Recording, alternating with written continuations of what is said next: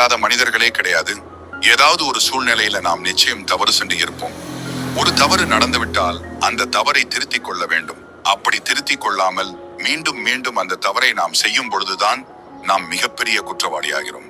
தவறு செய்து விட்டோம், இனி அந்த தவறை செய்யக்கூடாது என முடிவு செய்து அவன் நல்வழி நடக்கும் பொழுது நாம் உயர்ந்த இடத்துக்கு செல்கிறோம். இந்த சமுதாயம் நம்மை உயர்ந்த இடத்துக்கு கொண்டு செல்லும் என்பதில் மாற்று கருத்து இல்லை. சூழ்நிலையின் காரணமாக அல்லது பல்வேறு அலட்சியத்தின் காரணமாக நாம் செய்யும் தவறுகள் தொடரக்கூடாது. தொடரவும் விடக்கூடாது என்பதில் நாம் உறுதியாக இருந்துவிட்டால் இந்த சமுதாயம் நம்மை நிச்சயமாக உயர்ந்த நிலைக்கு தூக்கி செல்லும். நல்வழியில் செல்ல நமக்கு நல்வழி காட்டும் நிறைய புத்தகங்கள் உண்டு.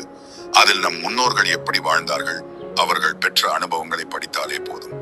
இவைகளை உணர்த்தும் ஒரு சிறுகதை தான் இப்போது பார்க்க போகிறோம். தன் குடும்ப வறுமை காரணமாக படிப்பதை விட்டு திருடனாக மாறினார். கிளாட் கிரே பில்லன் என்பவர். பிரெஞ்சு தேசத்தில் 1907 பிறந்த இவர் திருட்டு பட்டம் வாங்கி சிறைக்கு சென்றார். சிறைவாசம் முடிந்து வந்ததும் ஆபாச புத்தகங்களை எழுதியதால் மீண்டும் சிறை சென்றார். பின்பு நாட்டை சீரழிக்கும் செயல்களில் ஈடுபட்டதால் 5 ஆண்டுகள் நாடு கடத்தப்பட்டு சிறை வைக்கப்பட்டார். இந்த காலத்தில்தான் தன் செயல்களை எண்ணி வருந்தி திருந்தினார் பில்லன்.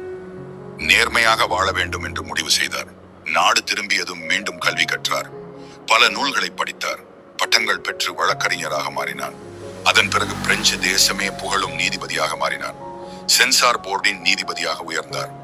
தோழர்களே மனம் போன போக்கில் வாழ்ந்த மனிதர் பல்வேறு முயற்சிகளை மேற்கொண்டு உழைத்து உன்னத நிலையை அடைந்தார். தவறு செய்யும் மனிதர்கள் நல்ல தடம் நோக்கி மாறுகின்ற போது மதிப்படைகிறார்கள் என்பதற்கு பில்லனும் ஒரு எடுத்துக்காட்டு. நல்ல நூல்களை படித்ததன் மூலம்தான் நல்ல மனிதராக மாறினார் என்பது எழுத்தின் வலிமையை காட்டுகின்றது. உலகம் எவ்வாறு நடைபெறுகின்றதோ அவ்வாறு உலகத்தோடு பொருந்திய வகையில் தானும் நடப்பதே அறிவாகும். இது வள்ளுவ பெருந்தகையின் வாக்கு. இதை மனதில் ஏற்றுங்கள். இனி நாம் போகும் பாதை சரியா என்பதை யோசித்து தவறு இருப்பேன் திருத்திக் கொள்ளுங்கள். இதுவே வாழ்க்கையின் உச்சத்தை அடைய வைக்கும். நன்றி தோழர்களே.